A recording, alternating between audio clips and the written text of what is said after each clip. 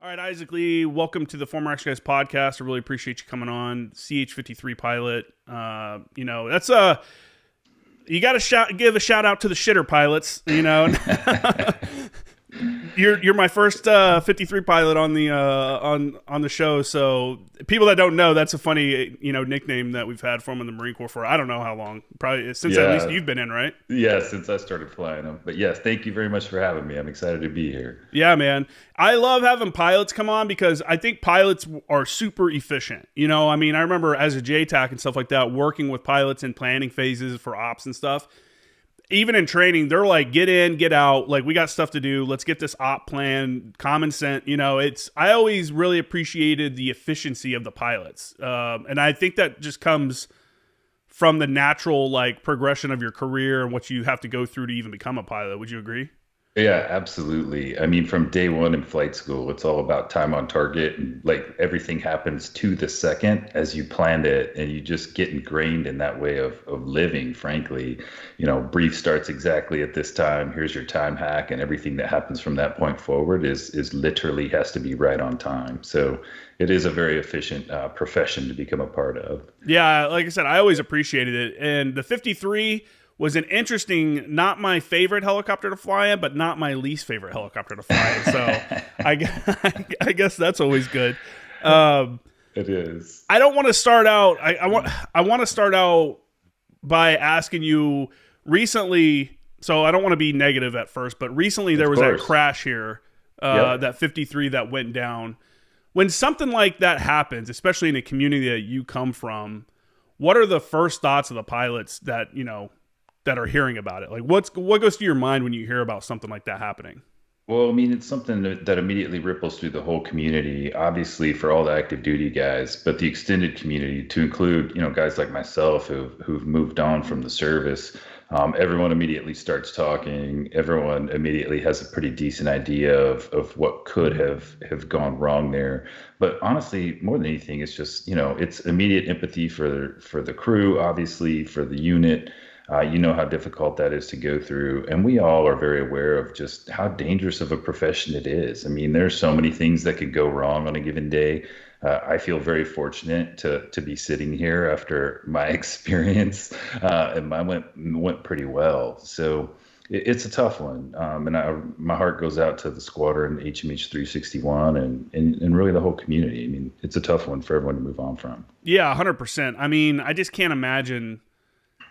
So people that aren't in the profession, military at all, or even flying or something like that, may not realize every mission, every training op there's danger involved. But I think we become so accustomed to it because we put so many checks in to mitigate danger, and we're doing stuff that's dangerous so much that it becomes kind of it's not in our minds. It's not as dangerous as it seems or as it actually is. For sure. But then an event like that where they're just transiting back from wherever they were coming back to Miramar, you have something happen. I guess that kind of it puts it into focus how dangerous that job is every day and not just in those crazy combat situations, It is for sure. I mean, that danger is ever present, and there's so many layers of operational risk management that goes into planning and execution to mitigate that risk. But no matter how much ORM you put into it or how good you are, there's just things that happen, that can happen that you just can't do anything about, and it ends in an unfortunate situation like that. Now, it seems like, anytime a crash happens, there was just an Apache that went down the other day too. And I believe I was reading, I believe it was one of the pilot's retirement flight. It was his last flight and they crashed and he was killed in that. With the amount of crashes that happen in the military, do you, as a pilot, did you think that they're above average, the amount that's happening? Is there something that could be done, like more money into the programs, or is it just the nature of the beast of being a pilot? I think it's just the nature of the beast. I mean, I think at least in naval aviation, from the time I started, in the late 90s in flight school up to my retirement in 2017, we were constantly getting better at all things ORM and risk mitigation, preparation. Aircraft readiness, can be challenging at times for different reasons, but I felt like we were progressively getting smarter to reduce those mishaps. Adding systems to the aircraft that help the pilots to reduce those mishaps. So I think everything is trending in the appropriate direction. You never want to lose an aircraft. You never want to lose a crew, but it's just such a dangerous business that I don't know that you'll ever get it to a point where it just doesn't happen. There's just so many things that can go wrong. Yeah, I think that's kind of the conversation we had in the fire support community. Talk about. Oh, you can still hear me, right? I just heard. Yep. Okay. I just heard a real click in my. I did headset. too. That was weird. But it's good. So in the fires community, we would talk about all the time, friendly fire. It seems like with all the mitigations that are put in, technology's improving and stuff like that. But if you look at the numbers, friendly fire incidents are still fairly high. I mean, just looking at it from the outside in, I guess. But we also think that you'll never it's the nature of the beast. It's going to happen because of that close in contact with the enemy and dropping ordnance close in and stuff like that. I know that's not what people want to hear. Like they feel like, we should get to a point where we don't have these issues but I just don't think that's realistic. Do you?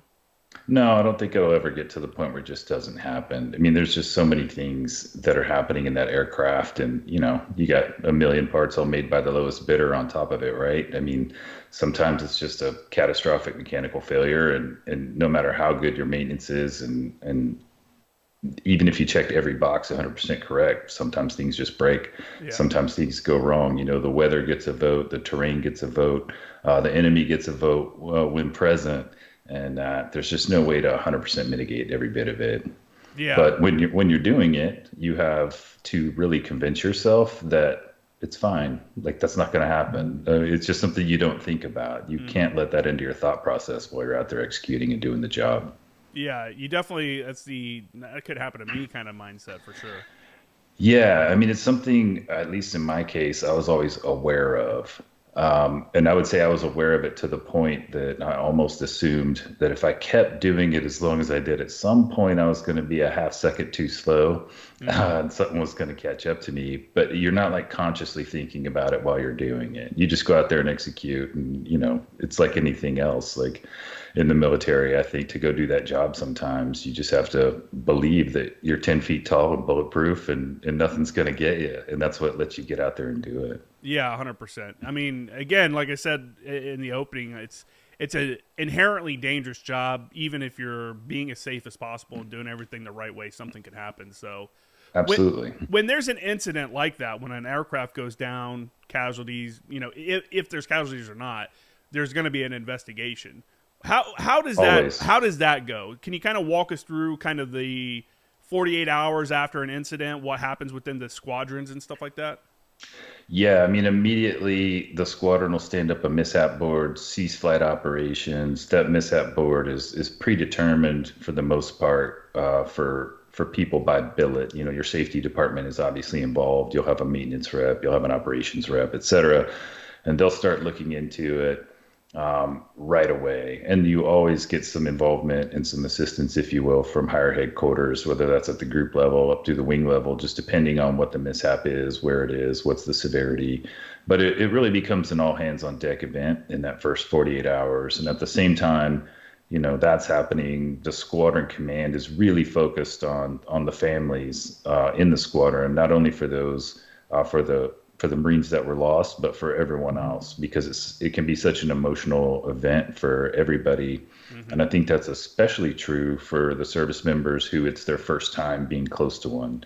It's one of those things, as weird as this sounds, you kind of get strangely used to it after a period of time. I know I did. The first time I lost a good friend, it was devastating.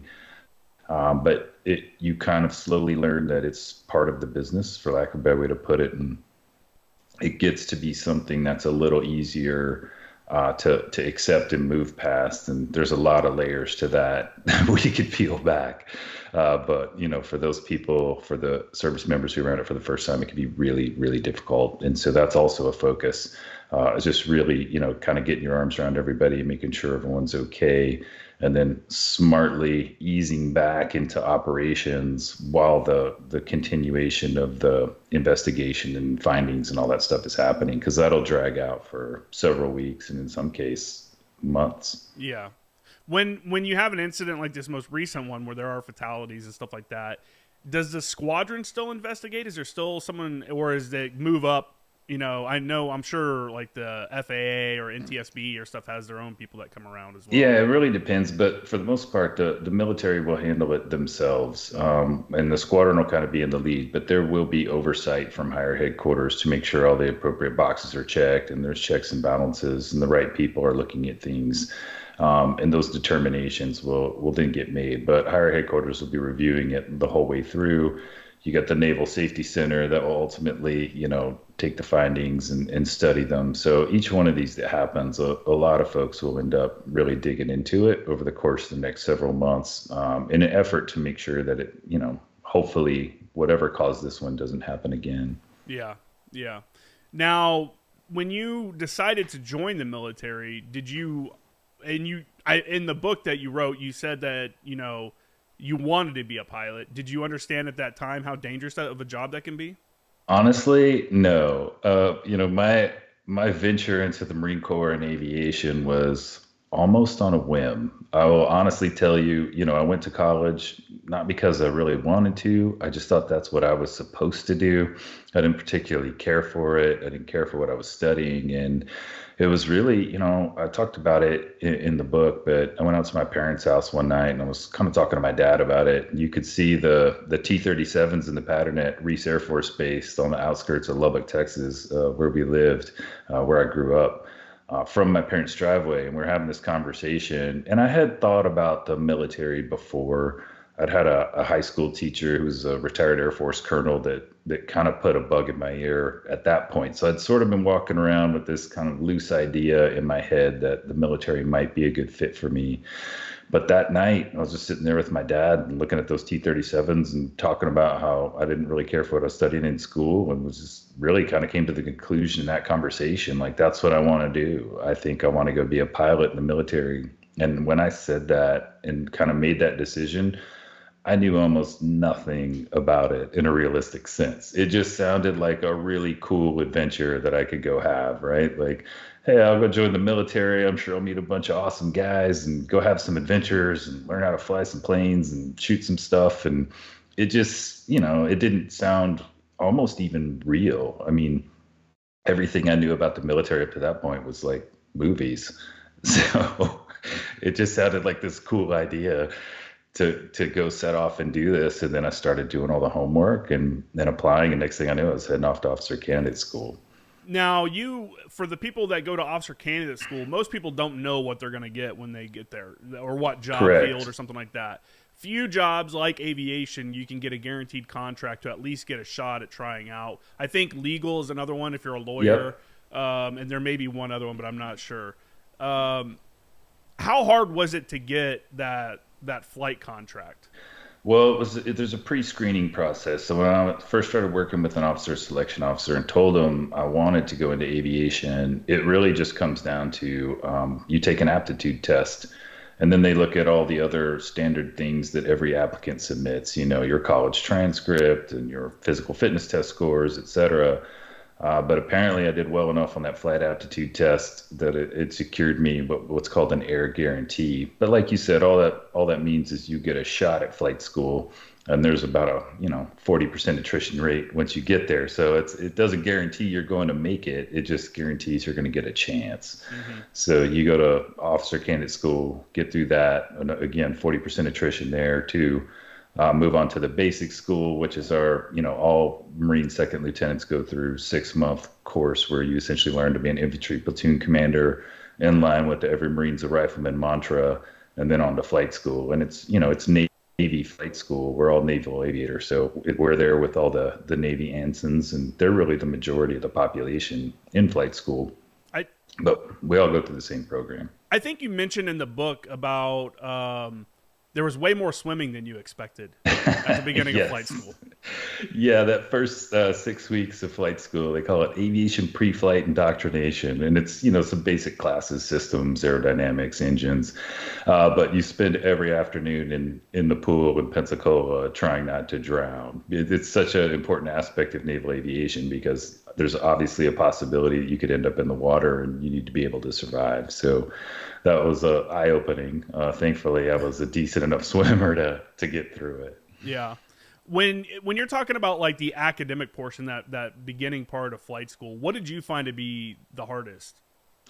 It was really just learning to speak another language. I mean, I did not have an engineering or a science background. I was more of a liberal arts guy in college. So learning to speak engines and aerodynamics, it was a lot of memorization and really kind of drinking from a fire hose up front. But it all made sense to me. Systems are systems. Whether you're talking about an aircraft or a car or a computer, and if you're able to understand how the systems work, then you can kind of start to see it and it makes sense. But it was definitely a big pill to swallow up front, and then it kind of clicks after those first few classes, and you're like, okay, I understand the language now. And then you kind of just keep building on it from there. Yeah, it's like most technical jobs. There's a lot of jargon involved, and Absolutely. you feel a little lost until you kind of like you said, learn the language a little bit. Then you understand what people are even talking about. You're like, oh, okay, that point. Because Yeah. in the military, we're really good about mixing just normal talk in with acronyms, with other, and the thing with acronyms in the military is there may be like a well-known acronym that's out there, but there's a ton of like niche ones that are the same acronym, but they mean something completely different within whatever job field you're talking about. Absolutely. I used to think about that in aviation all the time. And when you toss in, guys' individual call signs on top of it, I used to think sometimes if someone recorded just a snippet of this conversation and played it back to the average person, they'd be like, what the hell are these guys talking about? Oh, Like, who's cooter?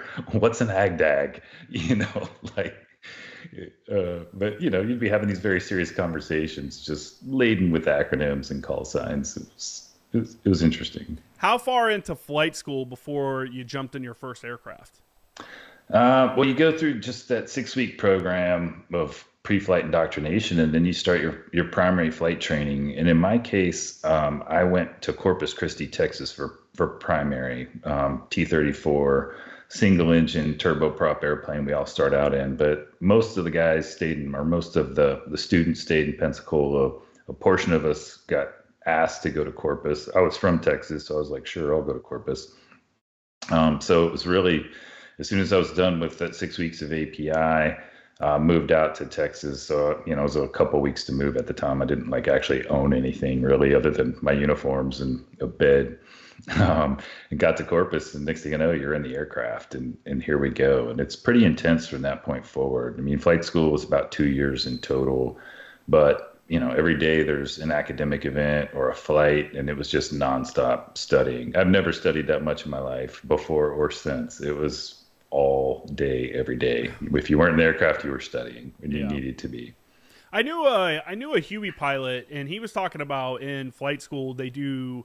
You do your single engine training flights, and he was saying that you do like intro to acrobatics and stuff like that. Yeah. And he was talking about how he was just scared as shit to do a loop, I believe is what he was talking about. And he said, I think he was doing his in Florida, and he was like, I was just basically doing circles over the Gulf of Mexico trying to pump myself up to do this maneuver. Is that kind of an experience that you have? Like if you've never grown up around it, you're brand new to the pilot community or whatever, and now you're doing this kind of training and you're out here doing these acrobatic maneuvers. Yep. It's got to be feel kind of sketchy at first, at least. It did, and I was actually kind of surprised at how quickly you solo. I don't remember the exact number of FAM flights or familiarization flights you do, but it was like after about your 10th flight with an instructor, you go do a solo. And then right after that, you start the precision acrobatic syllabus. You do, again, 3 or 4 flights with the instructor, and then you go do a precision acrobatic solo. So, just some knucklehead lieutenant out there over Corpus Christi Bay by yourself doing loops in this T-34 and kind of having a moment where you're like, oh, wow, I can't believe I'm actually out here doing this. I hope I don't screw it up. Oh, I would definitely be thinking, I'd be like, man, I cannot believe they're letting me do this right now. Like, this is insane. It was definitely a moment. I remember it still to this day, for sure. I was talking to Mike Durant, who is a 160th Black Hawk pilot, a couple episodes ago, and he Yeah. was saying in flight school they started doing their soloing after like 5 flight hours. It was like Yep. 5 hours, and then here you go. And he's like, I don't know if they do that anymore, but it was kind of wild at the time. Yeah, actually, I listened to that episode. Obviously, Mike is an amazing human being and very accomplished aviator, but I got a kick out of that exact piece. That's actually what reminded me, like, you know what? It was like that for us too. We did about, 8 or 10 flights, and then away we go in this T-34. But, you go through the T-34 syllabus. It was, I don't know, I want to say it took 6 months. And at the end of that is where you select if you want to go rotary wing helicopters, fixed wing jets, or KC-130s, which we called heavy. So there were three choices at the end of that phase of flight school.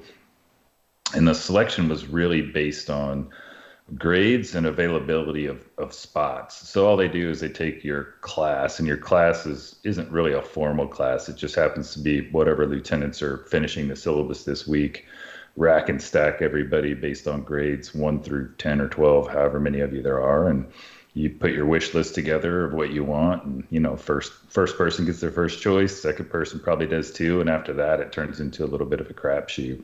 Is it kind of like at the end of, I believe, TBS, where it's like in thirds? You get to, so it's No, an even spread? No?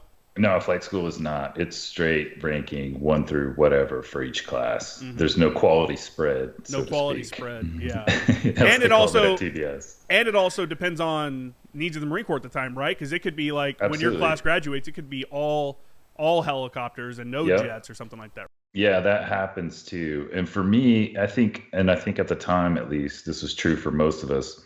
You go to flight school assuming that you want to be a jet pilot, right? I mean, they make movies about jet pilots, not helicopter pilots.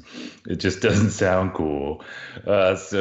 But I was in primary flight training, and we had a Marine Corps major on staff as an instructor, and this guy was like an action figure in real life. Like, he was the coolest guy I'd ever met. He was a Marine Corps Cobra pilot. He'd done an exchange tour with the 160th, the Night Stalkers, which at the time I barely knew what that meant, but we all knew that meant he was awesome. So I started doing some flights with him. He kind of took to me for whatever reason, became a mentor, and that's really what swayed me to helicopters was the flights that I did with him in a T-34 and learning more about the rotary wing mission, and especially in the Marine Corps, how it's just, in my opinion, felt like I was going to be more closely tied to the Marines on the ground. Like, I was going to be able to be down in it with them, and that was very appealing to me. And he definitely convinced me that was the way to go, and that's what I wanted to do. And ultimately, he was 100% correct. I loved it. That's awesome. Yeah, I think I remember you saying in the book something about he said you can fly at Mach 2 at like 20,000 feet or fly like 50 feet off the ground Yeah. at 300 miles an hour or something like that. Yeah. In the book, I talk about that. Was like the final conversation I had with him when I was about to like fill out my wish list. And that's exactly what he said. He was like, "Look, here's the deal. On a jet, 20,000 feet, Mach 2 is just a number on a dial. But in a helicopter, 50 feet off the deck, 100 knots, looking into the eyes of the man who wants to kill you, that'll make your balls crawl up in your stomach." And I was like, "Okay, sold. Got me. Helicopters it is." Got me. Yeah, I was like, that was a great sales pitch. Yeah. I'm in. Did you at the time, even though you picked rotors, were you looking for any specific platform? Well, at the time, because of him and him being a Cobra pilot, I was thinking that was likely going to be my first choice. And then, from there, you go on to actual helicopter training. So I went back to Pensacola. You go to a whole other syllabus, flying a little Bell Jet Ranger helicopter, get instrument rated, do all that stuff. And in the course of doing that syllabus, I really came to the conclusion that Cobra still sounded cool, but I also really liked the 53 and the mission of the 53. And frankly, it was also I'm not huge, but I'm 6'1", so sitting in a Cobra is pretty tight for me. A 53 was a little more comfortable. So I kind of took all these things that you think as a first lieutenant, and you still don't really know much. Um, But I decided that either of those platforms would be great. But what I really wanted and decided I wanted was to get stationed on the West Coast. I grew up in Texas. I've been to San Diego and LA once or twice, but just the idea of flying out of Miramar, Camp Pendleton just sounded awesome to me. And that's what I wanted to do. So ultimately, that's how I just took that shot and really went coast over platform, just hoping to get out here with one of those two platforms, and ultimately got 53s on the West Coast. Now, unbeknownst to a lot of people, I'm pretty sure the 53 is the fastest helicopter in the Marine Corps, right? It is biggest, strongest, and fastest. Yeah, which you would not assume that by looking at it. I mean, it just looks, it's not.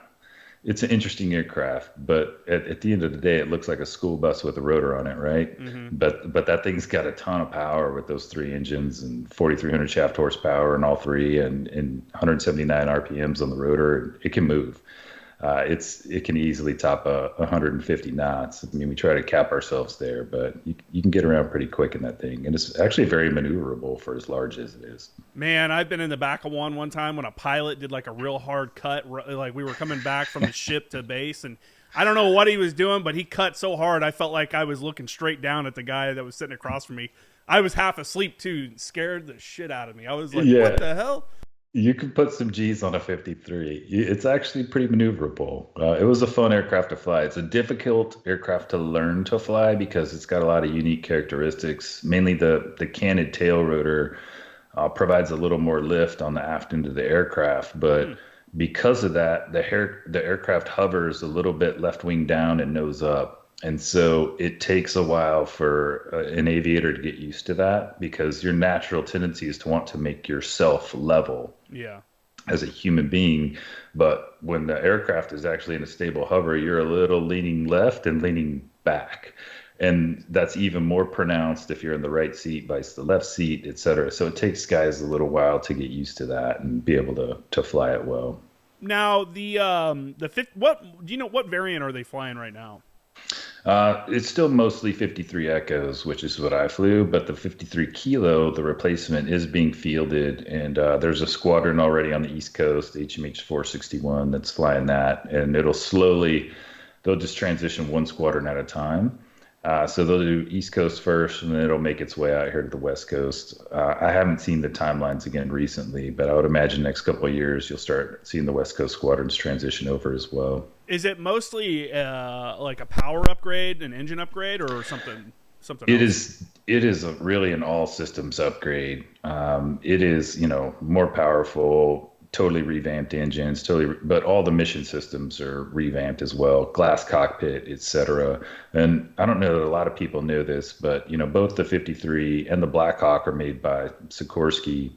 And really, they're very similar aircraft. The Black Hawk is, we used to call it the 53's little brother, but the systems are extremely similar.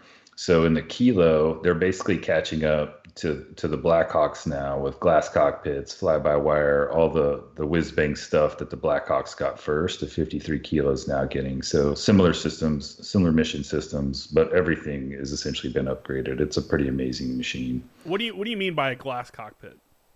So 53 Echo still has old school gauges like all across the cockpit, like literally gauges with a dial and painted on numbers. But glass cockpit is literally all screens. So everything's digitized. And then also fly by wire, meaning you're making control inputs, and that's basically sending a signal into a computer that's moving the controls, where the 53 Echo was still, call it old school. When I make an input on the flight controls, there is literally a series of control rods that are moving the rotor head and the tail rotor. Now, I mean, technology fails, It does. It so does. it seems like that's a dangerous trade-off It to do something is. like that. It is, and I mean, I can only speak for myself, but I was very happy to spend my whole career flying the Echo, and my hats off to all those Marine Corps aviators out there now that are transitioning to the Kilo. But it's a different beast. It's a different beast, and I definitely liked knowing that kind of no matter what went happen, the systems were redundant enough, and I understood the mechanics of the systems enough that I was reasonably confident I could probably get myself out of trouble when things started failing. But that is different in a fly-by-wire aircraft. I mean, you do not have a direct linkage between your hands and the rotor head. There are computers between those two things that are making things happen, and it's different. It's a different, totally different operating system. But that's the modern operating system. The 53 is just one of the last platforms to go that way. It seems like if you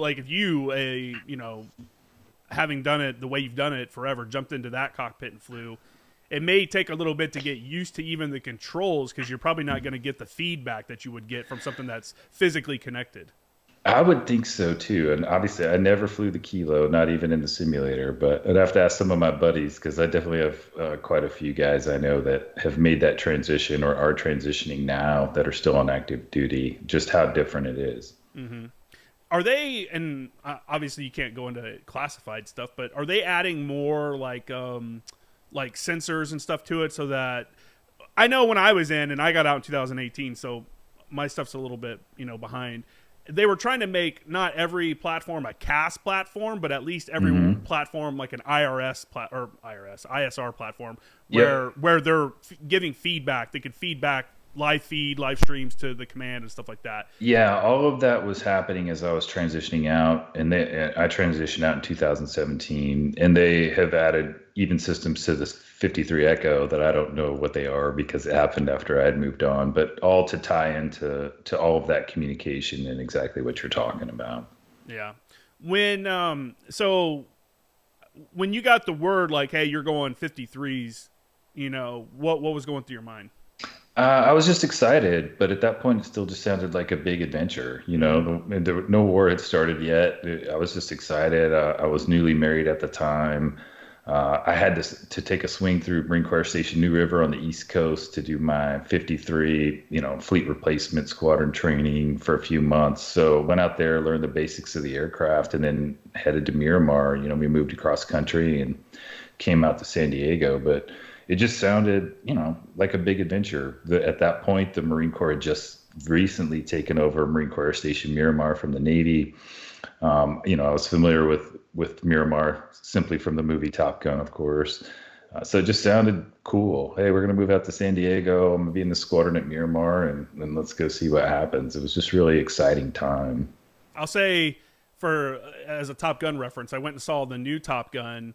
Here, I'm in San Diego here at the movie theater, and I think it said, it starts out and says like Fighter Town USA, like Miramar, California, Fighter Town USA, and the whole theater's like just starts cheering and stuff. I was like, hell yeah, dude, that's cool, like that hometown pride, Yeah, it's awesome. So the name of the book is Hangar 4, and that's a reference to the CH-53 Echo squadron hangar that's there at Miramar that I really spent most of my fleet or all of my fleet time in, and over half of my career was in the squadrons in that hangar. I obviously had no idea that's how it was going to play out when I got there the first time in December of 2000, but it was really cool to get there initially. Yeah, Miramar is such a good spot. I love driving by there and seeing like just the jets flying, and it's being that close to it is really cool. Absolutely. I've heard. I think someone came on the podcast and was telling me this, or maybe someone told me offline that like Miramar, I think, is directly east of La Jolla or something like that, and they're not a big fan necessarily of Miramar there because of if there's an accident or something. I think that they could possibly get hit in the neighborhood. Sorry, my mic keeps. I'm not sure why my mic keeps cutting out like that, but. Oh, no worries. Yeah, I mean, it is obviously right there in central San Diego. So, but the course rules are set up, to make sure we avoid the heaviest populated areas. You can't totally avoid it, but the course rules are set up to when we head out over the water from Miramar. It's a pretty safe route. Yeah. That shoots us out over Torrey Pines. Torrey Pines. That was the spot. Yeah. At any point, up to this point, are you feeling comfortable at all? Are you like, I got this? Or is it always, for the first few years, does it feel like you're just drinking from a fire hose the entire time? Like you're just trying to soak everything up? Just a little bit, yeah. For really about the first year in the squadron, you check into the squadron and you're just a co-pilot. You're nobody. And you've got to go through this whole syllabus to become an aircraft commander. And that syllabus is about 200 little over 200 flight hours, 250. Ultimately ends you going through a board with all the senior pilots in the squadron and a series of flights, et cetera. So you're really, for that first year, just kind of trying out for the team. I was a first lieutenant getting ready to go on my first deployment. We went on my first deployment that summer. So I checked in December 2000, and then in July of 2001, we deployed to Okinawa just as part of the unit deployment program. Obviously, again, the war had not started yet. But it was just this big adventure. I was just still like kind of like flight school. I was studying constantly to make sure I was ready for my flights. I was working my butt off in the squadron as a junior officer, and it doesn't get more lowly in any unit than a lieutenant, I don't think, especially in aviation. Like you are nobody until you prove otherwise, especially for the Marines downstairs. I mean, the majority of the squadron is a bunch of salty enlisted Marines that are mostly mechanics that are keeping those aircraft running for us. So just really getting indoctrinated to squadron life on the whole, proving yourself, wanting to be a good contributing member of the team, and went on that first deployment, and it was just a big adventure. Again, we were in Okinawa, we're banging around the Pacific, went down to Korea, doing all these things that were really fun and having a great time. And then 9/11 happened, in the later stages of that deployment, and everything changed. Yeah. In an instant, everything changed. Another thing I really enjoy about the air wing side of the house, and it kind of bled over to us as JTACs and stuff, is it's all meritocracy. You're going to do a flight, you're going to do an op, you're going to do, for us JTACs, we're going to do some controls, and then we're going to debrief it afterwards. And we're going to debrief it with everybody, so everybody learns from it, and there's no hard feelings. You know what I'm saying? Like, you come into it, and it's, be ready to get put, your shit pushed in a little bit by your WTI or a JTAC evaluator or whatever, on the little stuff. And they have to be like that because, that's how we prevent these kind of accidents and stuff. Is that kind of how it felt? Yeah, and I was very aware of this early, and aviation is unique in that, you have rank, you have billets, and then you have qualifications in the aircraft. And when you're talking about literally flying, the qualifications in the aircraft supersede the other two. So you can be in a situation, which I ultimately ended up in many times, where you're, say, a young captain with a few qualifications. There are other people in the flight who are senior to you by rank and even by billet, but you're in charge. You are making the decisions. You are giving the flight brief. You're leading the flight by virtue of qualifications in the aircraft. And the same goes for all of the enlisted personnel, that we worked with, our crew chiefs in the back. And like you mentioned, all the other players, right? The JTACs, the Marines on the ground. And yeah, there is really no rank in those discussions, those briefs, those debriefs, or even in the ops themselves. It's all based on quals and who the players are, and let's go get this thing done. It is an interesting dynamic that really only is really unique to the aviation community. And it's good because it's like at the end of the day, you're just trying to become a better pilot, and your instructor pilots and stuff like that are trying to make you a better pilot. So pointing out little issues may seem like they're nitpicking things, but the reality is those little things are what's going to save you in the end, Absolutely. And I was extremely motivated as a young lieutenant about wanting to get all the qualifications I could in the aircraft, just for a few reasons. One was I wanted to be, as useful to my squadron as I possibly could be.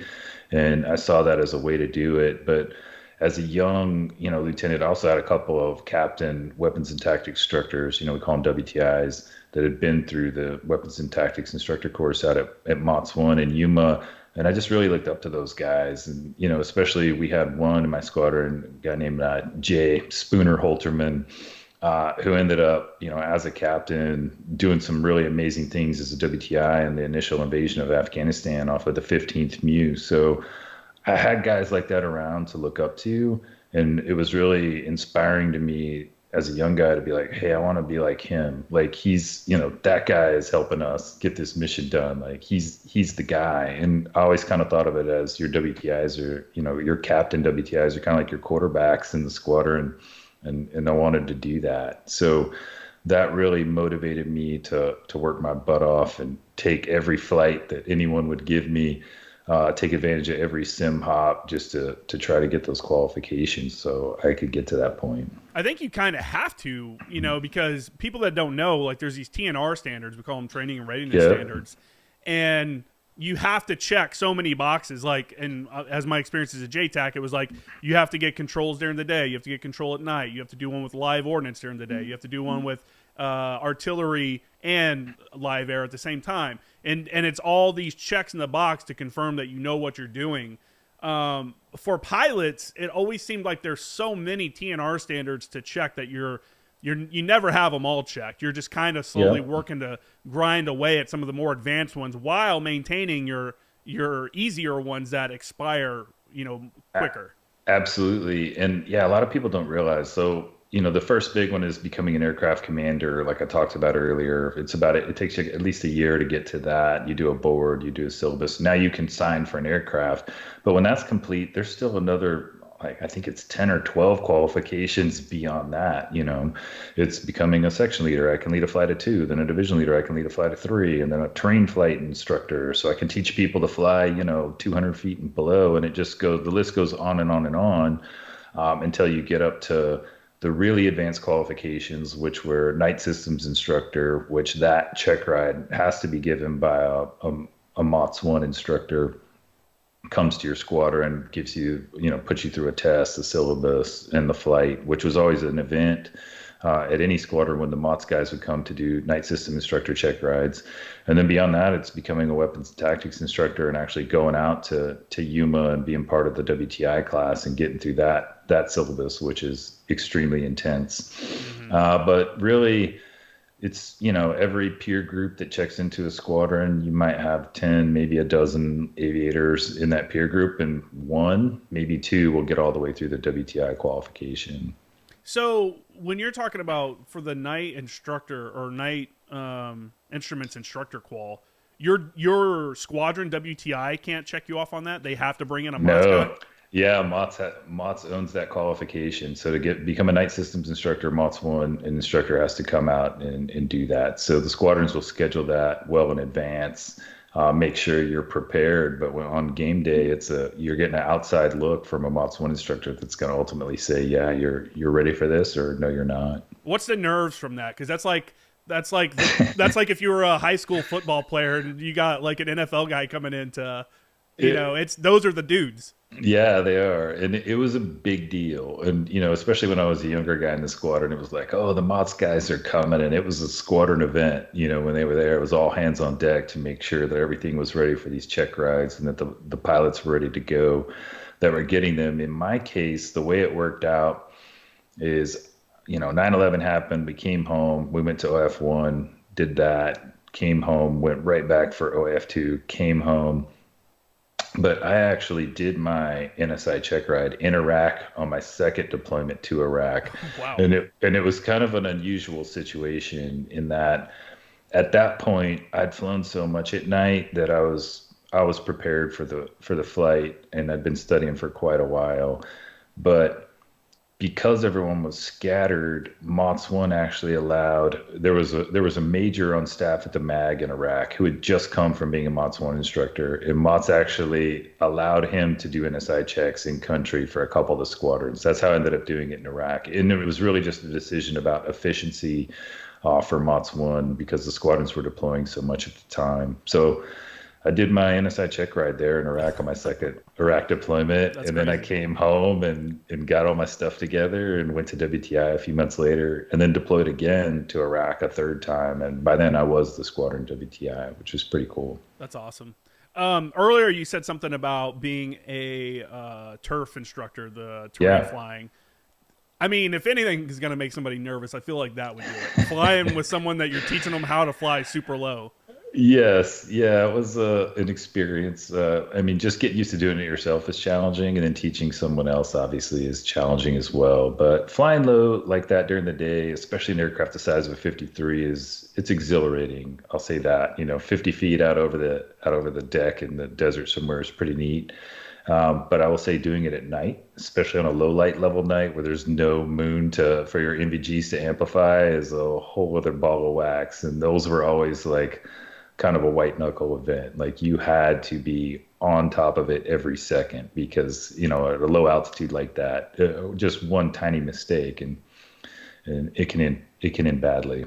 Now, I imagine for something like that, you guys have planned tracks that you use that are pretty free of obstacles. Do you ever Yeah. vary off of that? Like once you are qualified to fly, I mean, most places you're not going to know if there's maybe a power line in this area, or I mean, how Yeah. do you guys plan for that? That's Now, in training, we had certified turf. We called them turf routes, terrain flight routes. So there were routes, all over Southern California out here that we could use. Some up at 29 Palm, some over in the Yuma Range Complex. So we knew where those are, and we'd plan to them, and it was very specific that you needed to be on the route because we knew they were free obstacles. Totally different scenario once we started flying in Iraq, because in the initial stages of OIF, especially, we were flying everything at turf altitude, 200 feet and below. And so that was all about map study and making sure that we really planned our routes out well in advance, hoping to avoid any obstacles. But we were very aware, there were power lines out there that were painted the same color as the damn desert, and all kinds of other things that could get you. And in some cases did get some Marine Corps aircraft, but it all came down to planning. And then once you had to plan, you needed to be on that route. Can you explain to the non-aviators, non-military people why you would want to fly routes like that? Yeah, and that stage of technology, or say based on the technology that we have, you have countermeasure systems on the aircraft to help defend against different threats, right? So at a low altitude, you're obviously vulnerable to small arms. You call it a standard machine gun. But then the big threat that we were most concerned about at that time were what we call man pads, man portable air defense systems, which is basically just a shoulder fired, heat seeking missile. And our gear at the time, we have countermeasures on the aircraft that are basically decoy flares to make those things not be able to lock onto us. But our countermeasure system at the time just wasn't very good. But flying low like that actually makes it harder for them to get a lock on you, because we called it ground clutter. The closer you are to the ground, just the harder it is for those systems to pick out and pinpoint call it the hot spots on your aircraft. So it was really a defense mechanism. You kind of traded one threat for the other. We knew if we were up closer to 500 feet, we'd be very vulnerable to those man pad shots. But down lower, we traded that threat to kind of bet on ourselves not to hit any obstacles and to roll the dice, if you will, with the small arms fire. So that was obviously a decision that was made way above my level at the time. But we started out flying really low. And then as the technology got a little better, our systems got a little bit better, we started gradually bringing our altitude up. So by the time I was in Iraq the third time, we were up flying between about 300 and 500 feet in transit, because we were a little more comfortable with what was happening with our, we called it our aircraft survivability equipment, ACE gear. And so we were more comfortable at a slightly higher altitude. And then fast forward even a few years later, I ended up going out to Motswana and becoming an instructor in 2006 after I did my 3 Iraq deployments. And I was part of the team that evaluated, or the staff that evaluated at the time, hey, I think we can actually transit at an even higher altitude because our gear is good enough now. And so then it got even safer to transit at an even higher altitude, in some cases, up towards 1,000 feet, 500 to 1,000 feet between places. And then, so the most dangerous portions of the flight were the initial phase and what we call the terminal phase, when you're basically coming back down and getting ready to land wherever you're going to land. What was I didn't go to Iraq until 2009, and I was a mechanic at the time, so I wasn't really involved in anything. What was the air threats? I mean, was there really a man-pad threat at the time, like an actual man-pad threat, or was it just maybe a concern that something could be out there? We were just kind of prepared for anything. I was there for the initial evasion for OF1, and at that point, so that was my second deployment. I had a few quals. I was the division lead, trained flight instructor, functional check pilot. So I had done enough where I got to fly a lot of flights in Iraq. And in a lot of cases, I would fly as the co-pilot to one of the more senior guys who's a night system instructor or WTI. But we just assumed that all the threats that Iraq had in total were going to be live when the war started. So we started out flying just assuming that all of those things were there. Anti-aircraft artillery, man pads, et cetera. But we were really mostly worried about, call it the big stuff, the anti-aircraft artillery and those things right out of the gate. And then as it kind of progressed over those first few weeks, there was a little bit of a man-pad threat. But then, later OF2, and then when we went back the third time, and it really switched over to a counterinsurgency fight instead of fighting a traditional force in the Iraqi Army and Republican Guard. The man-pad threat became even more prevalent later.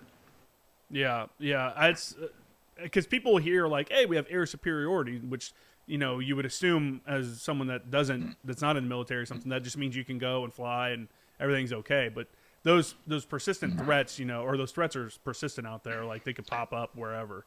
They were, and at the same time, especially as an assault support pilot, where we carry people, we carry gear, but in a lot of cases, you're carrying people, and the enemy knows that, right? So we understood, especially as 53 guys who can carry a lot of people, we are a very strategic target. You take one of us down, and the way the enemy looks at it is it's going to be a strategic event. If they can take down a 53 full Marines or, whoever we're working with at the time, because we always worked with the joint force. So sometimes we're moving, soldiers, and sometimes we're moving Brits or Aussie commandos or whoever. But it's a strategic target, and you're very aware of that. So as a 53 guy, the game is just, don't get got. Yeah, don't get got. Yeah. That's one of my favorite sayings. Yeah, don't get got. Don't get got. So let's talk about prior to the war. You do your first deployment, you're on a UDP going to Japan and the Pacific and stuff like that. Did you go to Iwo Jima before or after 9/11? Before, actually. So, oh no, I'm sorry. It was right after. Right Okay. after. I was thinking about, we were on a debt to Korea right before 9/11. That was just like a big adventure. We got back to Okinawa on September 9th. Typhoon is bearing down on Okinawa. We hangar all the planes. We had this common area lounge bar in the barracks we hung out in called the Echo Chamber. There's a replica of the sign right over my shoulder. And that's where we were when 9/11 happened and everything changed. And then it was just turned into this immediate mad scramble for the Marine Corps. Like, we're going somewhere, we don't know where. And about a week later, we took off and headed to Guam to form a special purpose MAGTAF that ultimately did nothing. But at the time, it sounded like we're going to go form the special purpose Marine Air Ground Task Force and posture ourselves to go do whatever.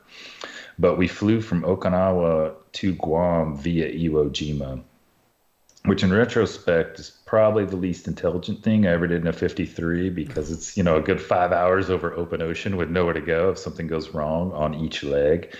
But I was still young enough at the time and dumb enough that I just thought it was awesome. Yeah, we're going to fly to Iwo Jima. We're Why good. not? Yeah, what could possibly go wrong? Yeah. And we aerial refueled the whole way with KC-130s dragging us from VMGR 152, the Sumos, and those guys are pros. They're all over the Pacific all the time. So it was just really neat. I didn't really know it was going to happen, but flying into Iwo Jima was super cool. Obviously, hallowed ground for any Marine to get to visit. And flying in there the first time, I remember, was just really surreal, looking at Mount Suribachi, and they're still sunken, PT boats. Like, you literally look down in the water and see them down there as you're coming into land on the little airstrip there. It was neat. And so we stopped through there, went to Guam, and then we stopped through there again on the way back to Okinawa. And in that time, we got there early enough in the day, we were able to go up to the top of Suribachi, which was really a great experience. What an awesome opportunity. Yeah. We floated by there when I was on the 11th MEU, so I get to stand out on the ship and see Mount Suribachi and the island and stuff. We got pretty close, which was cool. We actually sent some people on. They did like every section got to give up one person, and they took a group to the island to actually walk around and kind of check it out. That's something I really wish I would have gotten to do while I was in, because like, what a unique opportunity. It's funny because recently I'm still looking for it. My kid knew that I told my kid at some point that I had sand from Iwo Jima, because one of the guys brought back like a gallon Ziploc bag of sand and gave it to me. And he has a teacher in school that, I don't know, was super interested in it, and he asked me to bring some in, and I can't find the bag of Iwo Jima sand. I've looked everywhere. It's like such a bummer for me. And I mean, and I know anybody that's listening that, you know, that's in the Marines and stuff can probably understand that. Other people may not, but that's such, it's sacred ground. It's like hallowed ground for the Marine Corps. Yeah. And I'm so bummed I cannot find it. I'm going to find it one day. But yeah, that's just the opportunity to go there and kind of see, you know, what these dudes fought through, see the sand, the beach, the pillboxes, the, you know, all of that. I mean, can you tell us about that as a Marine? Like, how did you feel about that? Yeah, it was awesome. And I was still pretty, I was still a pretty young officer at the time. I had just pinned on captain, but it was just incredible. I remember the thing I thought the most was I was standing on top of Suribachi was I can't believe that anybody fought their way up the side of this damn mountain. I mean, it's steep, it's scraggly. It looks like it would be extremely difficult to climb up the side of it just recreationally, much less literally fighting your way up the side of that hill. It was just incredible to me to see that and get a better understanding for what those Marines did is just awe-inspiring to stand there and look at that and go, wow, I can't believe that anybody did this. Like it's truly the way we celebrate it in the Marine Corps and the way it's revered, they earned every bit of that for what they did there, for sure. Yeah, and I think they limit the amount of people that can even go on the island. So it's not like, oh, me as a civilian, I'm interested in going. I'm going to fly out there and check it out. I don't even think that's possible. It's is it not a military station for the Japanese now? Like It is. So that's really all that's there. It's a tiny little postage stamp of a Japanese air base, and all their because they're out in frankly in the middle of nowhere in the Pacific, their supplies are rationed, and they were great to us both times we stopped through there. The Japanese Self Defense Force, they couldn't have been more hospitable, but we also knew we had to bring like our own food, our own supplies, everything. They gave us some billeting for the night, but since their supplies are so rationed, they couldn't even, share food or anything with us. But that's really the only thing that's there on the island is just a small contingent of those guys, holding it down. And I think even on my deployment, we had an aircraft.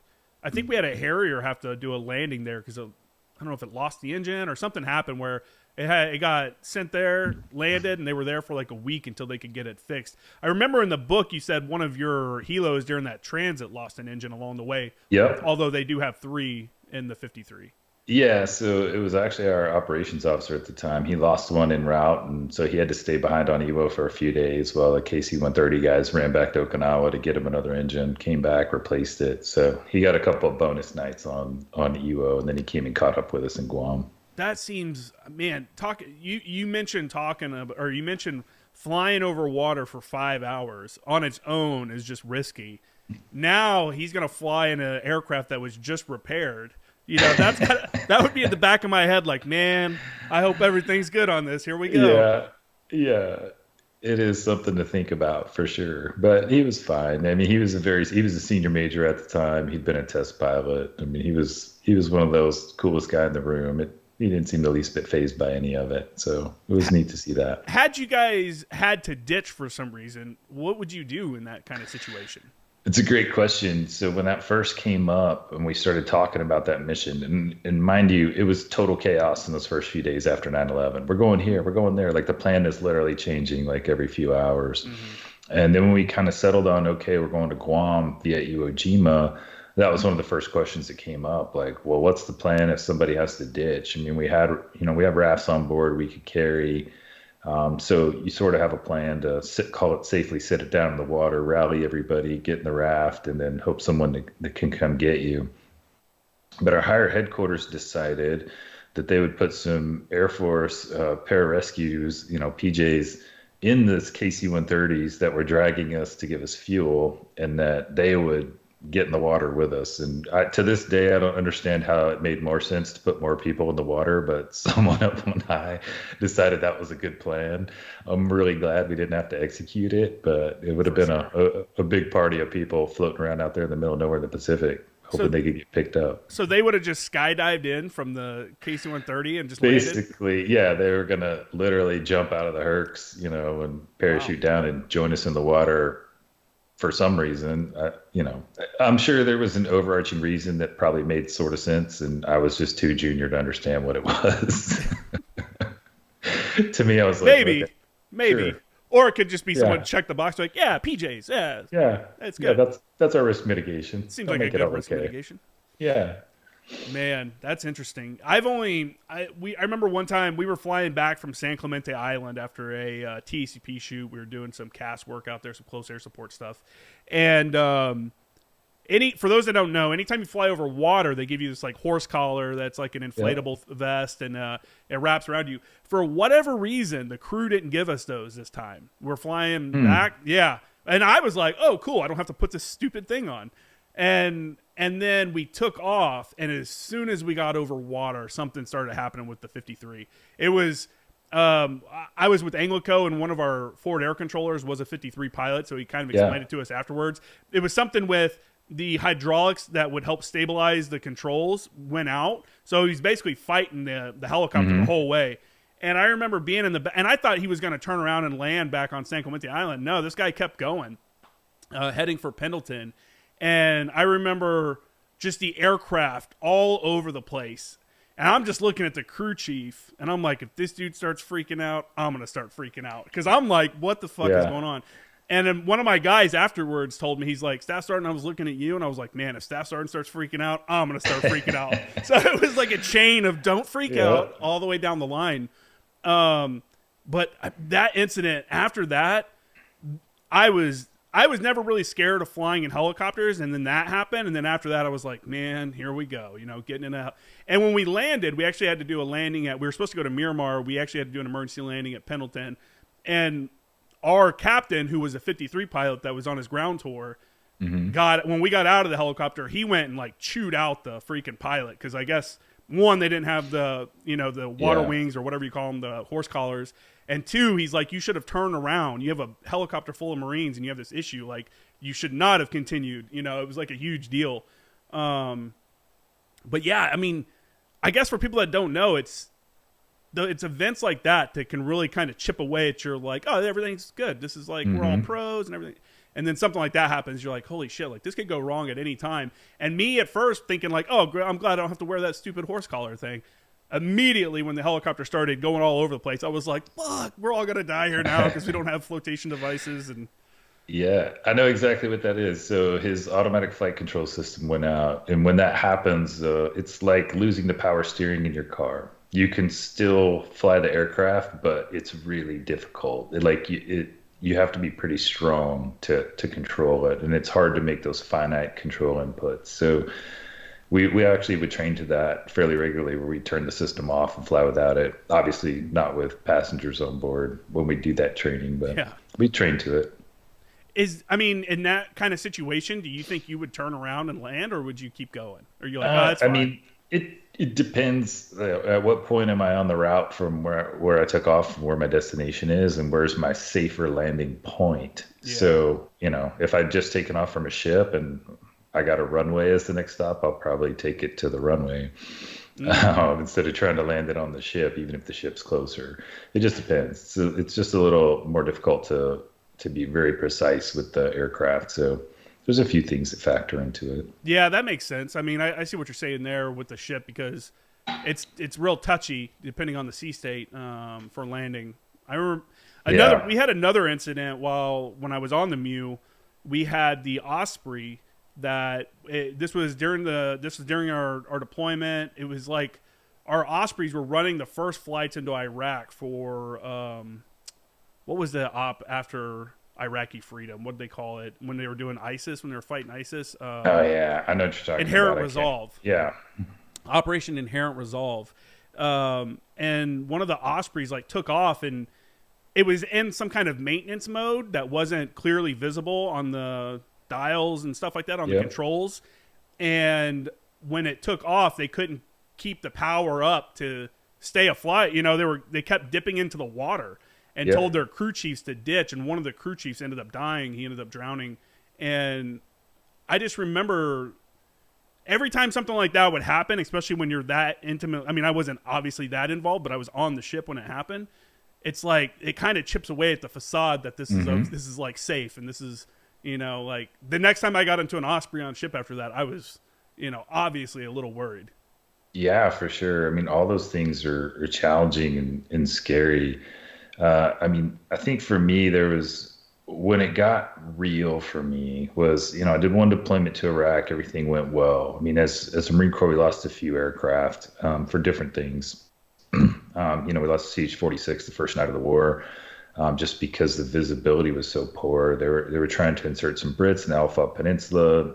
Aircraft ended up flying into the ground and total loss. And obviously, nobody survived. And there were a few others, but then there were a series of things that kept happening that were getting kind of closer and closer to me, if you will. And, on my second deployment to Iraq, I had a night where I ended up, low light level night on MBG's routine flight, but heading back to Al Assad where we were based. And, those Iraqi haboobs would pop up and those things are just like a wall of dirt. Oh, yeah. Bad news if you're in an aircraft. But at night and low light, we basically ended up flying into one and we never saw it coming because you couldn't see it coming. And that was an adventure and definitely a white knuckle 15 minutes fighting our way through that to get back to Al Assad. But then after that deployment, one of our sister squadrons who had taken over for us had an aircraft go down. A good friend of mine, 31 people total on board. Lost everybody, very similar to the 46 we lost at the beginning of OIF, and same kind of thing as a pilot. I mean, the visibility out there at night is challenging, especially on a low light level night. Toss in, dirt in the air, it gets even worse. Very easy to have what we call the controlled flight into terrain incident, where you just lose your reference, you lose your horizon, you get a case of what we call the leans, where it's basically a little bit of vertigo, where you feel like you're kind of sideways, even though you're not. And, there's a lot of things that can go wrong. So fighting through vertigo, fighting through those poor visibility conditions at night, to me, was always the thing I was most concerned about. Those and landing in the dirt sometimes, even more than the enemy threat. It was hard. It was hard flying to get to where you could do that stuff. Yeah, the brownouts and stuff from the rotor wash is just wicked in some areas, depending on the some of these places you go to are just it's like talk, it's like that real fine dust, and the 53 is putting out a lot of downwash, and when that thing gets even close to the ground, it just browns out everything. Yeah, I mean, it was, we say it was art and science landing a 53 in the dirt, and science is working against you. So, as you're coming into land, you start kicking up this huge dust cloud, and it starts out behind you, but as you decelerate and descend, it eventually catches up and envelops the whole aircraft. So typically, somewhere around 50 feet or just a little below that, you're in it, and you're not going to see anything again until you're closer to 10 feet. So it's just an art of maintaining the glide slope and that slow descending, decelerating profile. And you're literally like looking over your shoulder down at the ground, just hoping that you're going to see some piece of scrub brush or a rock or something that's going to let you know, give you some cues. Am I drifting? What's my airspeed look like? What's my altitude look like? Fortunately, our crew chiefs in the back and the windows behind us would have a better view of the ground. So in that portion where we were blind, they would typically get reference first, and then you're just flying off of literally what they're telling you and a couple of the cues that you can see on the gauges in the aircraft, like your radar altimeter. But it was tough, and we of course trained to that constantly, especially on the West Coast, because we had such easy access to 29 Palms and the Yuma Range Complex. But the levels of dust and darkness that we encountered in Iraq and even in Afghanistan were a whole different level. It was hard. It was really difficult. Yeah, for sure. Can you, for non-aviators, non-military folks, can you explain what the crew chiefs are doing in the back of the aircraft, what their role is in flight? Yeah, they have those guys are amazing. And I was fortunate to fly with so many just awesome crew chiefs over the years. But similar to the pilots, they have their own syllabus. They go to like their version of flight school for basic training and come out to us. But they're really amazing in that they're also mechanics. So they, for the most part, will work in our flight line division, work on engines and rotors. So they're systems experts on the aircraft that literally turn wrenches on it also. But in flight, they've got a very important role to play. So There are eyes and ears in the back. They're responsible for any passengers. They load and unload our cargo. If we're doing external loads, they're the ones that are laying on the floor of the aircraft, looking through the hole, calling us over, getting us hooked up, running all of the systems in the back of the aircraft, as well as manning our weapon systems. The 53 is not an offensive platform, but we had a couple of XM218 50 caliber machine guns in the windows, and then as the war progressed, ended up getting a GAU 21 ramp mounted weapon system that was awesome. And, they were experts on those weapon systems and they would run those too. So they did a ton of stuff for us, and we certainly couldn't have done what we did without them. And it was a 53 is absolutely a crew aircraft. It takes everybody on board to employ that thing appropriately. Yeah, yeah. I've talked to some crew chiefs from different platforms, and a lot of them say that they're like, you're a mechanic first. They're like, crew chief's cool, but most of the time you're a mechanic working on the aircraft. But you're also, I mean, you're putting your life in your own hands, right? You're ensuring that the vehicle you're taking up is in the best condition possible. Yeah, absolutely. And there's implicit trust between the pilots and the crew chiefs in the back. And we make decisions as a crew, and a lot of times I would default to them and say, hey, what do you guys think about this? If we had a system that was degraded or whatever, I always got their input. Do you think are you comfortable? Can we work around this problem, if you will? And there was almost always some kind of little problem we were working around. But it's a partnership, 100%. I mean, we were all in it together. I mean, as long as it's leaking hydraulic fluid, we know it's good. We literally used to say that about 53s all the time. If it's leaking, it's good. If it's not, that's when you should get worried. That was the worst part about a 53 was the hydraulic fluid, especially if they didn't have the pan up underneath the whatever the main gearbox. Yeah, the main gearbox. Man, as soon as they would apply power, that was just like spray gear oil all over us. I was like, damn it. Getting those little hydraulic fluid spots on your uniform. I had a nice pair of camis ruined one time because of that. I believe it. I believe it. Yeah. So let's back up a little bit, or let's go back to you are on deployment, your first deployment, and 9/11 happens.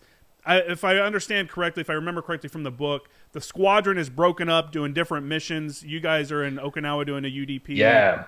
So right before we went to Okinawa, we'd chopped out, change of operational control, a detachment to the 15th MEU. So that's say 25% of your squadron, 4 aircraft.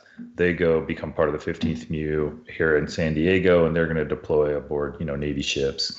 The other 75% of the squadron, we deploy to Okinawa, Japan, and as soon as we get there, we chop another MEU to the 31st MEU, which is based out of Okinawa, which, I think a lot of Marines, at least back then, we used to joke and call it the 30 worst. Yeah, but that was really because it was kind of a joke and that there's no workup period for that MEU like there is for the MEUs on the West Coast and the East Coast. So you just get there and you're automatically join your 46 squadron, you're on the MEU. The remaining 50% of the squadron is what we call the main body for the unit deployment program, and I was part of that.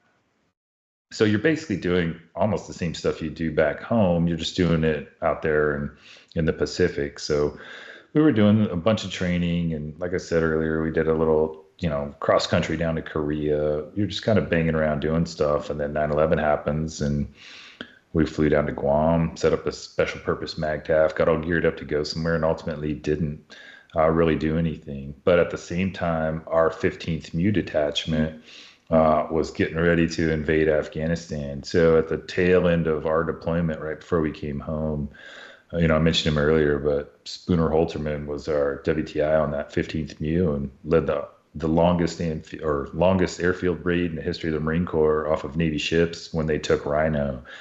And it was cool just at a distance to know, like, hey, those are guys from our squadron that did that. And this war is actually starting. Ironically, at the time we were all thinking we missed our shot. Like, we're all bummed out. No, we didn't get to go to combat. Be careful what you wish for.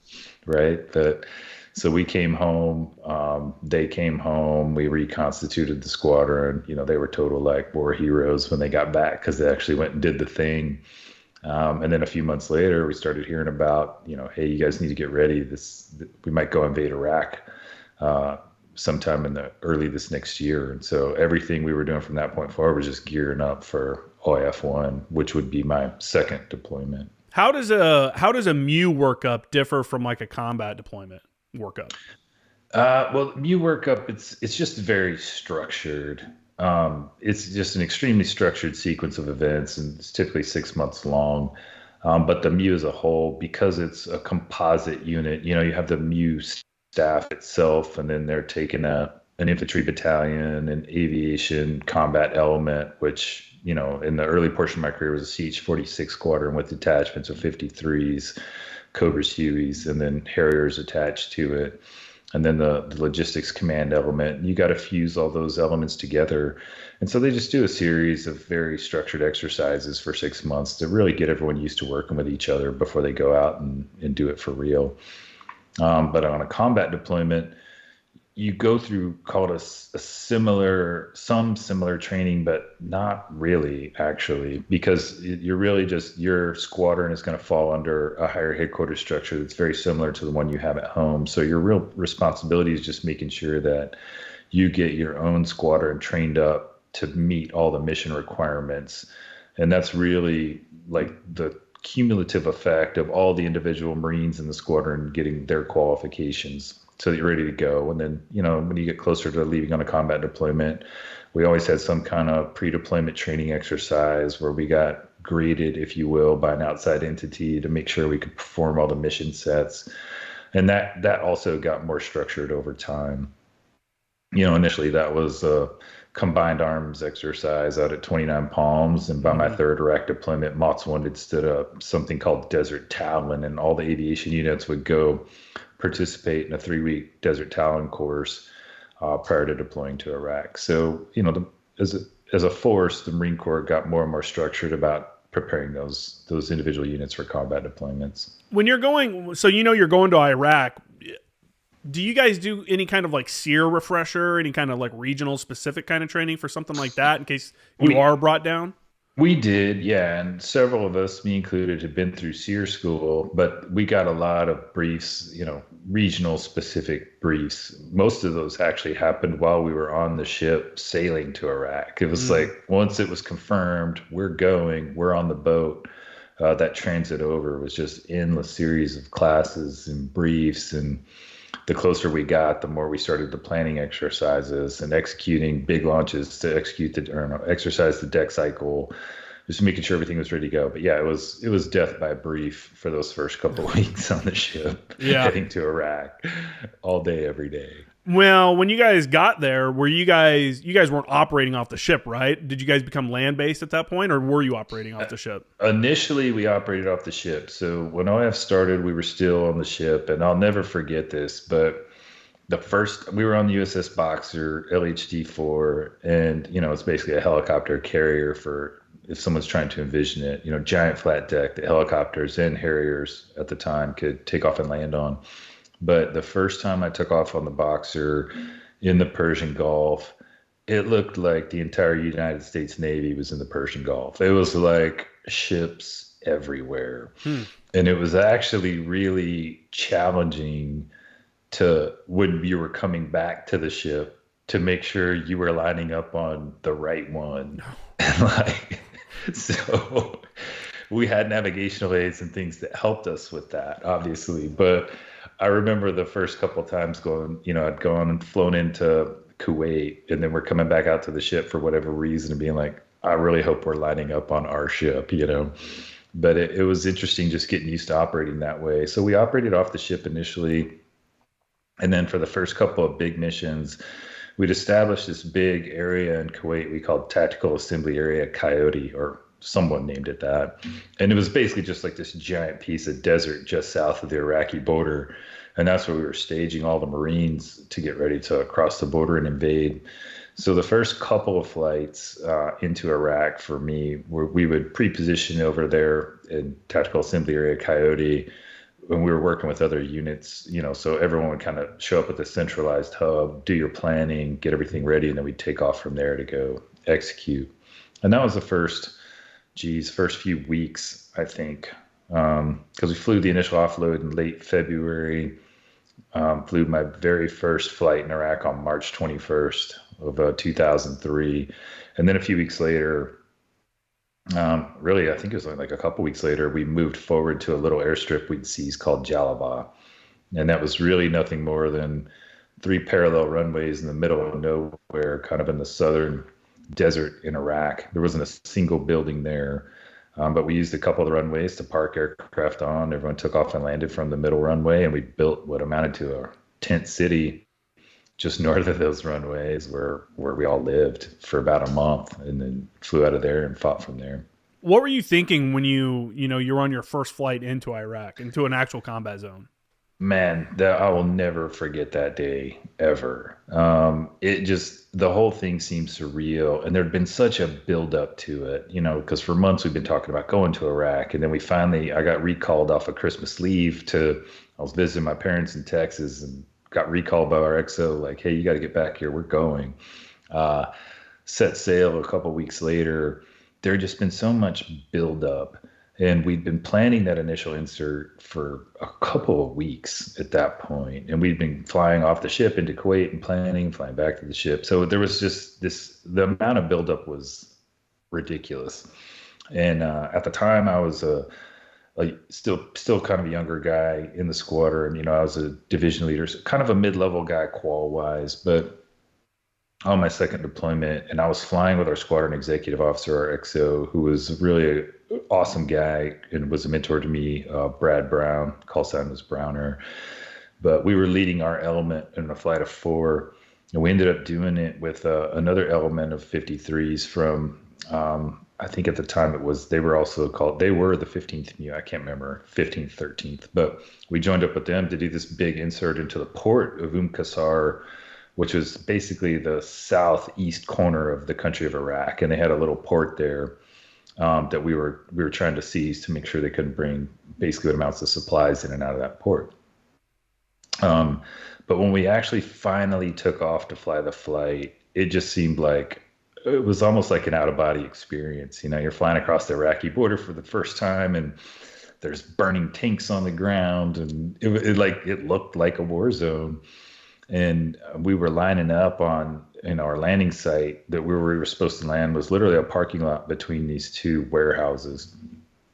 And we had imagery and we'd studied it, a ton, but it never quite looks like it does on the imagery. Yeah.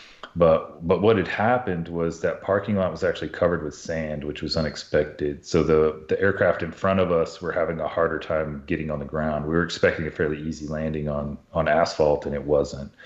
So we were kind of in the back of the formation behind the MEU guys, and we got kind of hung up in a hover over the water, which is the exact scenario you don't want to be in a helicopter, high, hot, heavy hover.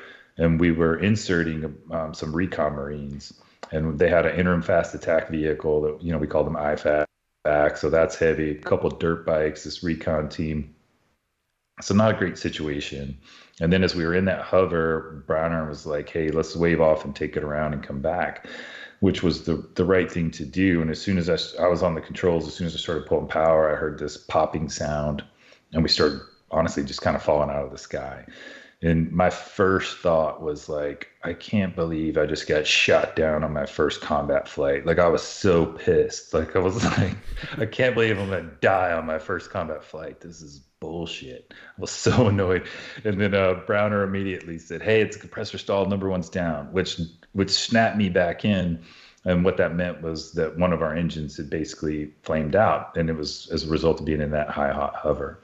But with just two engines online, we didn't have enough power for all the weight we had in the back. So we're basically falling out of the sky, albeit, somewhat controlled. And at the time, we were over the water in the port. And so my initial thought was, I just have to get us to feet dry. I have to get us to the land in front of us. But then I could see where the concrete started and the land in the port, a few feet beyond that was a big cinder block wall. And then I was like, well, I don't want to hit this wall. If we hit that, we're going to break this damn aircraft in half, and none of us are going to survive that. But there wasn't anything I could really do about it, but just hope that we could get beyond that wall. So I was trying to use what we had left in the aircraft power-wise to just get us forward and down and hopefully forward to that wall. And then, there was so much dust kicked up in front of us at right around 100 feet. I was in the dust cloud, and I couldn't see anything anymore. So now I'm just flying blind, and you're going to hit. and we knew we were going to impact the ground with some force. And my basic thought was, hey, I'm just going to look over my shoulder like we do when we do any desert landing. And as soon as I see the ground, I'm going to pull whatever power we have left. And hopefully this is going to work out. And miraculously, it did. That's exactly what happened. We managed to clear the water. We cleared the wall. As soon as I saw the ground, I pulled what power we had left. We still hit it pretty hard. And it was, later what we referred to as a hard landing, which I guess is a nice way of saying a crashing, but not fatally. And but we hit the ground pretty hard. At first the aircraft wasn't stopping, and so Browner's yelling at me, like brakes, brakes, and I was like, come on, the brakes. Like I was standing on the brakes, but what was happening is the aircraft was like bouncing across the ground. And then we finally came to a stop, and we were kind of cockeyed. We were really left wing down. We'd blown out one of our main landing gear struts in the back. And our rotor arc was just a couple of feet away from the aircraft in front of us. So we were very lucky in a bunch of ways on that one. And, but the Recon Marines were Recon Marines, and they drove right off in their vehicles, dirt bikes, jumped right into a gunfight. And me and Browner kind of looked at each other and we're like, yeah, I don't think we're going to stay here. Because once we'd offloaded the Recon team, we had enough power. And he immediately started firing up the engine that went down, and we just got the hell out of there. But that was my introduction to combat flying, was that flight. Were you not concerned that you said one of the struts went out for the landing gear, that a follow-on landing would be, We were, but it was, we literally had inserted those guys into a gunfight. We just weren't going to stay there to figure it out. So hang out. It was like, yeah, let's get the hell out of here. We'll figure it out. We get back to Kuwait. And so we just ran back to Kuwait and Tactical Assembly Area Coyote and landed. And that's when we got out and figured out what was really going on with the aircraft. And, we saw, okay, that strut is blown. And we actually had a big hole in one of our rotor blades because the top of the strut had shot off with so much pressure that it went vertical. Oh, wow. Took a chunk out of one of our rotor blades. But, it was combat. It was the first day of the war. And what we ultimately ended up doing was we cargo strapped that main mount to the frame of the aircraft so it wouldn't fall off. We literally duct taped the blade, and we turned that sucker back up and flew it out to the ship. And we were coming back to the ship, called the air boss and said, hey, we need spot 9 cleared because we got a damaged aircraft we're going to set back there. And we're not sure what's going to happen when we set it down. And Browner greased the landing and shut it down. And then, our airframes Marines spent the rest of OIF putting that thing back together. But they were able to. There was no real structural damage, just the strut and the blade. So we were very lucky. When you have like a close call, let's call it what it is, a close call like that, what's it like afterwards, like thinking about what, do you try not to think about what could have happened, or do you force yourself to think about it to work through what should have been done to get out of it? I was very aware of what had happened for sure. And I remember the next morning, I woke up and I turned on the news on the ship, and it was all over the news, this insert at Qasar and all these things we had done. And it was the first time in my life I remember I was watching the national news, and I was sort of part of the story. Thankfully, they didn't have any footage of our landing. But as I was sitting there, I remember I felt really happy. And it was like I felt like I'd totally cheated death. And, but at the same time, there wasn't really anyone to talk to about it. All our comms back home were shut down at the time for security reasons. And it's not like I was going to tell anybody that anyway. I want to freak my wife out or my parents or anybody else. Sure. But I felt really good about it. But I will tell you, and I can totally admit this, and I talk about this a fair amount in the book, I also it was exciting. And I liked it, and I wanted to get right back out there and do it again. And I also knew the best thing I can do is to just get back out there and do it again. Yes, this is dangerous. Things can go wrong. Things will go wrong. However, the best thing you can do is just go, go again and go right now. And so that next day I made sure I went straight to our operations officer and was like, hey, I want to get right back on the schedule. I'm good. And he was like, are you sure? And I was like, yes. And went right back out.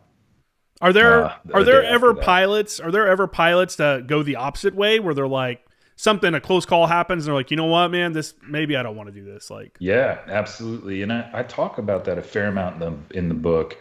because I think it's one of the most interesting aspects of really being in the military. It's not specific to aviation, but yeah, everyone reacts differently to those situations. And I feel like my observation over time was really this was, and I'm using a squadron as an example, you got 30 or so pilots in the squadron. And kind of what I observed over, and this really didn't dawn on me till kind of late in my third combat deployment, was that you have like, of those 30 pilots, for the most part, everyone falls in what I call the middle group. That like they don't like it, but they have the training and the fortitude and all the things that they can do it.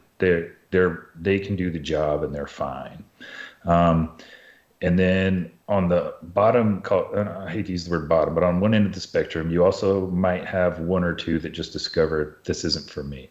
Like they just can't do it. And then on the opposite end of the spectrum, you tend to find that there's one or two weird ones that seem to really not only thrive in that environment, but enjoy it and really come into their own. And I was on my third combat deployment before I realized I was one of those. I was one of those weird ones that for whatever reason, I liked it. Like combat flying to me kind of became, I referred to it as a drug. Like, and it became like my favorite drug. And I just wanted, once I started doing it, it's almost all I wanted to do. Like I really loved the rush, the adrenaline, the high stakes, everything about it was, I was just enamored with it. And I threw myself into it completely, to the point where it was somewhat of a detriment in other aspects of my life, but that's just all I wanted to do. Once it got going, I would have stayed in Iraq and Afghanistan and flown forever if they would have let me. Yeah. Like I loved it. Now, in that one or two people per squadron that other, that you're talking about that really enjoy it and thrive in it, is there a risk of that type of personality becoming maybe too overconfident and putting themselves in situations that weren't necessary just because they're like, hey, I can, not a big deal. Like this is Absolutely. Absolutely. And a lot of times, it is some of your, call it quote unquote best, people that get themselves into trouble one way or the other in their craft for that reason. It's a very fine line that you're skating all the time, in your mental approach and how you're flying the aircraft and doing all of those things where there's this super fine line between, I like this. I think I'm good at it. I can maximize this aircraft and employ it to the best of my ability, but yeah, not taking it just like a hair too far one day and get yourself in a situation that you can't recover from, or for sure. God forbid becomes a fatal mistake. But it's a fine line. And, the Marine Corps as a whole spent a lot of time on that during my career to basically help pilots and aircrew get to the point where they could do that without crossing that line. And at one point, and it was actually, I can't remember the year it happened, if it was before or after I was on staff at MOTS 1, but they built an extra week into the WTI curriculum about high-level operational risk management for that reason, because they knew that those pilots, for the most part, were going to be the ones that fell into that category, that were your most qualified operators, that were the most comfortable with risk, that were the most willing to push that envelope as need be to get the mission done. So they gave us a lot of extra training and tools to put in our toolkit so that we wouldn't do that, so that we would know exactly where that line was and operate right up against it without crossing it and getting ourselves into a bad situation. Fascinating stuff. It's it's a weird position, right? Because in that scenario, or in that kind of, I think if you have that kind of mindset or what you're talking about, like you said, you're one of probably the top pilots in the squadron. So who's going to question them and go, hey man, you're kind of pushing it a little too far. Yep. Is that easy for someone that's not a WTI or maybe not doesn't have all the qualifications to be like, hey, I feel like you took a little bit more risk than what was necessary to complete the mission. Yeah, in the way the squadron is structured, it's structured such that everyone has a voice in that. And there's a bunch of stuff set up. So you obviously have a safety department, a director of safety and standardization, aviation safety officers, and those guys are trained to kind of be watching everybody and keeping tabs on everybody. They meet as a board once a month with a group of pilots that's really them, and then all the senior pilots in the squadron by rank. And this is where you get back into that rank and qualifications thing. But it's the commanding officer and his senior department heads, the majors, that they go through every pilot at least once a month in a formal process to talk about how's everyone doing, and is this, how's this individual by individual, what are their strengths, what are their weaknesses, do we need to keep this person in check, do we need to be worried about that this one over here seems to be a little bit timid, the spectrum is covered. So you're constantly getting checked in that way. So although even as a captain, once I was a WTI, I had as many or more calls than any other pilot in the squadron, the majors would still check me for sure to make sure that I wasn't, turning into too much of a cocky little iron captain. Okay, that was Captain. going to get myself in trouble, and they had call it the leadership experience to do that for me, which was great. So although I may have had a couple more qualifications in the aircraft, they had a little more experience overall. They had more flight hours overall. And they'd just been leading Marines longer than I had. Mm-hmm. And so, they would help me keep myself in the box, so to speak. And that was definitely something I in turn did for a lot of others as a major and even as a lieutenant colonel, ultimately a commanding officer was, save your guys from themselves and help them understand their strengths and weaknesses and make sure they don't get themselves into trouble. Yeah.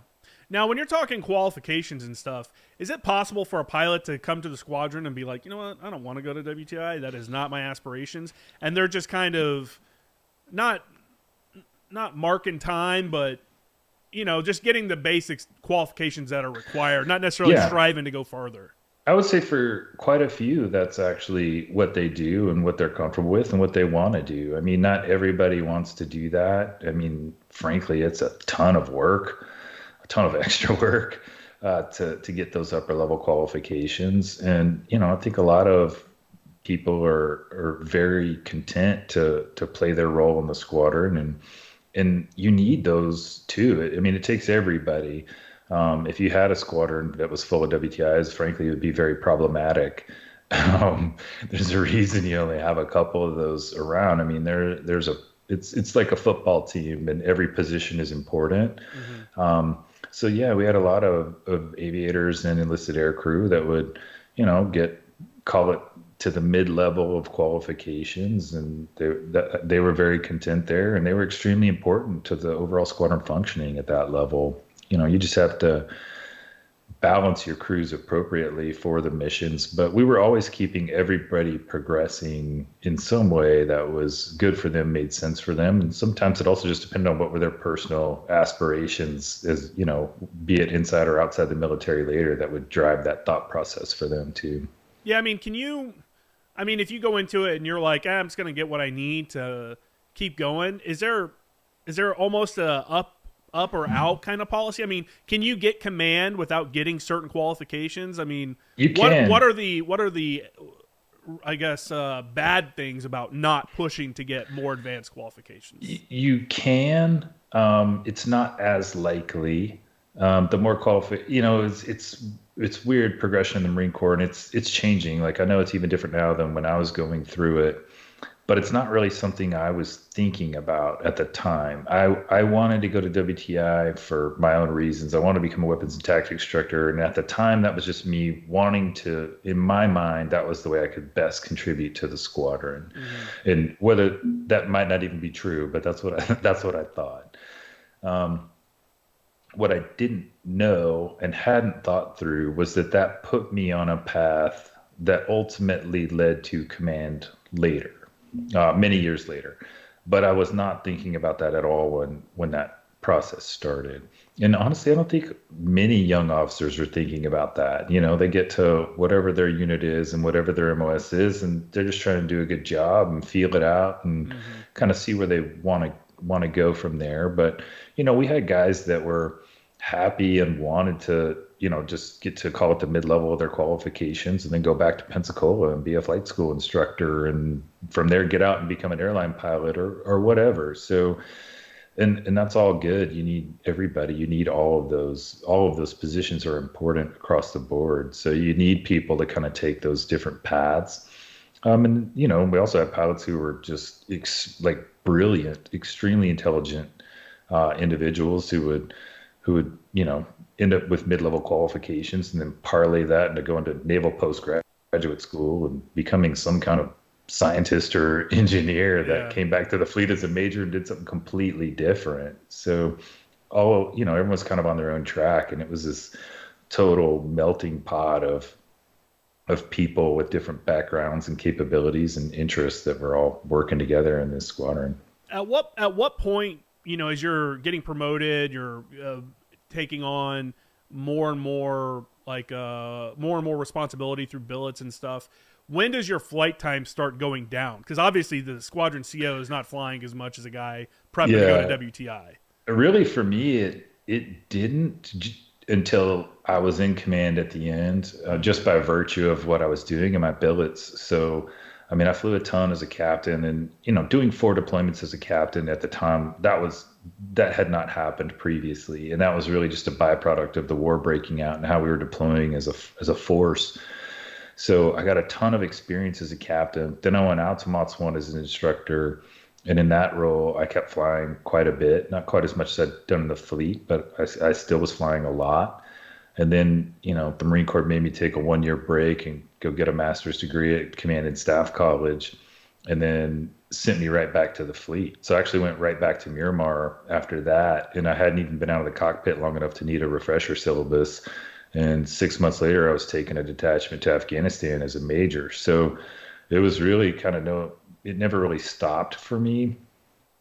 And that was good because honestly, I would say by the time I came back to the fleet as a major and took that debt to Afghanistan, I knew at that point that I was probably peaking as an aviator. Like I had, you know, I don't even remember, well over 2,000 hours. I'd already done 3 combat deployments, had a ton of night vision goggle time. I'd been a night systems instructor at WTI for several years. I instructed WTIs. Like I was as good as I was ever going to be at that stuff.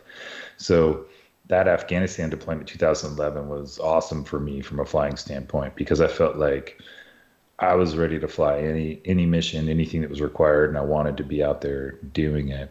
And then I did another 31st MU deployment. Actually, after that, randomly, was not expecting to do that. So it just kept me flying the whole time. And then I did a little 1 year stint at the Pentagon, got slated for command, and came right back to Miramar a third time to take command.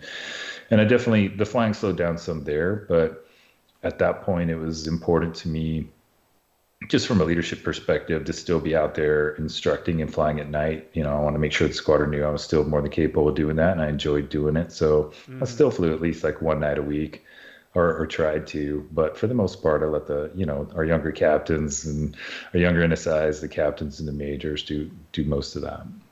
If you were commandant for a day, what's one change you would make that you think would improve the ace?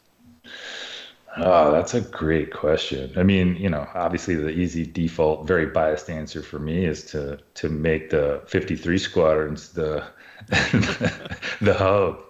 Why wouldn't you want to do that? Although I totally understand why it's medium lift and, you know, went from the 46 to the Osprey.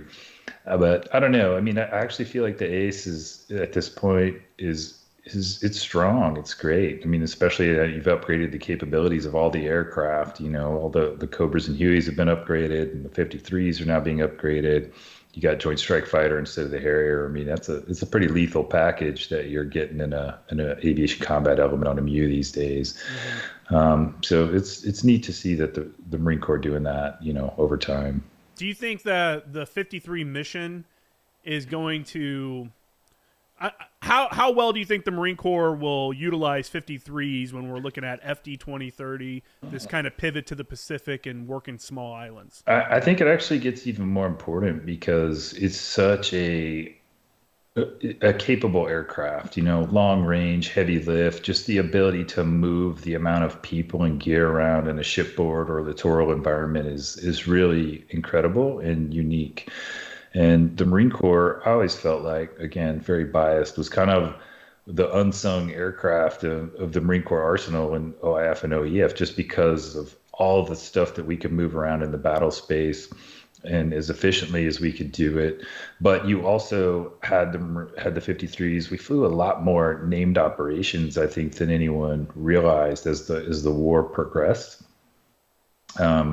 And that in of itself was interesting. It provided this great capability to the overall force, not just the Marine Corps, to the Joint Force. I mean, we did a lot of operations as the war progressed with, multinational forces, other branches of the service, task forces that didn't exist.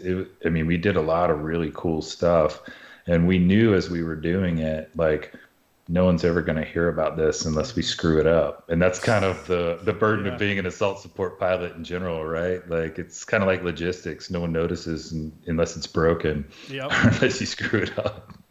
Yep. But, Well, hopefully people check out your book, man. Hangar 4 will be coming out in about a month or so. Yeah. For those listening, we've only touched a little bit on your career. We're planning a follow-up right around the time your book comes out, so we'll definitely talk more about it. I really appreciate you coming on. Is there anything you want to promote now, or is there anywhere you want to push people to check out your stuff before the book comes out?